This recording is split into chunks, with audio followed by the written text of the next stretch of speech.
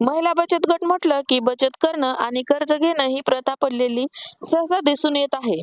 परंतु करमाळा तालुक्यातील कुंभारी या गावात महिला शेतकरी गट हा नेहमीच नवीन काहीतरी करण्याची धडपड करीत असतो. असाच एक कौतुकास्पद उपक्रम त्यांनी 26 जानेवारी दिवशी राबविला.